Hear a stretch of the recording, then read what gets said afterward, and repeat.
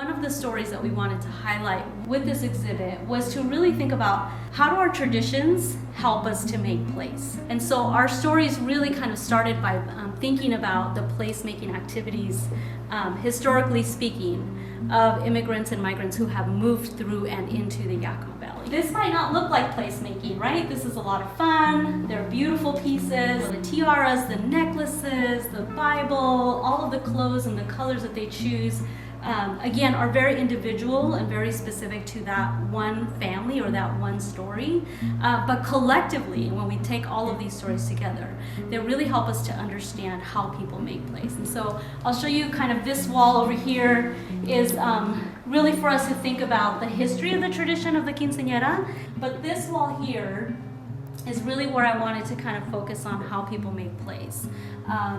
Really highlighting how difficult it has been for people to even be migrants or immigrants in the Yakima Valley and throughout the Pacific Northwest, starting in the early 1900s. So yeah, a little bit of a history lesson here, right? People from Mexico and of Spanish descent have been in this region for as long as white settlers have been, right? Some of them were miners, some were assistants, they were translators and that kind of thing. But in the 1930s is really when we started getting more people from Mexico working in the area, and a lot of them actually were recruited by big companies like Green Giant or the beet, the sugar industry also recruited a lot of people from the South and from Mexico.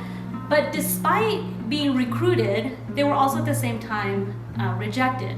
And that's the story of most immigrants and migrants. Even white migrants who were in the area in the 1930s were like, we welcome you to come work, but you got to keep moving. And the same with Mexican workers as they came in, being pushed out at the same time. So settling and making place is crucial in order for people to really find and recreate their homes. And the way that we do that, any person, people throughout history, is we replay and perform our sense of self and our sense of tradition through culture, through language, through recipes, through sayings, through parties, right? That's really what we wanted to highlight here was despite the really harsh working conditions, families were able to make place by recreating and establishing themselves through traditions and culture. And that's where the quinceañera comes in.